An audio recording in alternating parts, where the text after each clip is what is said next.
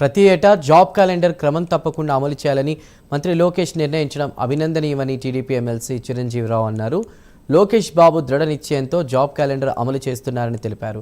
గత వైసీపీ ప్రభుత్వం నిరుద్యోగులను పట్టించుకోలేదన్నారు. త్వరలోనే అన్ని వివరాలు తెలుస్తాయని టీడీపీ ఎమ్మెల్సీ చిరంజీవిరావు తెలిపారు.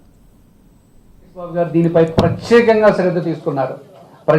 శ్రద్ధ తీసుకుని ఎడ్యుకేషన్ డిపార్ట్మెంట్లో ఖాళీలు ఎలా ఉన్నాయి, యూనిఫామ్ డిపార్ట్మెంట్లో ఖాళీలు ఎలా ఉన్నాయి, ఇంజనీరింగ్ డిపార్ట్మెంట్లో ఖాళీలు ఎలా ఉన్నాయి, పంచాయతీరాజ్ డిపార్ట్మెంట్లో ఖాళీలు ఎలా ఉన్నాయి, వివిధ రకాల డిపార్ట్మెంట్లో ఖాళీలు ఎలా ఉన్నాయని చెప్పి మొత్తం డేటాను తీసుకొని దాన్ని శాస్త్రీయబద్ధంగా అనాలిసిస్ చేసి 2026లో ఒక జాబ్ క్యాలెండర్, 27 ఉగాదికి మరొకటి, 28 ఉగాదికి మరొకటి, 29 ఉగాదికి మరొకటి.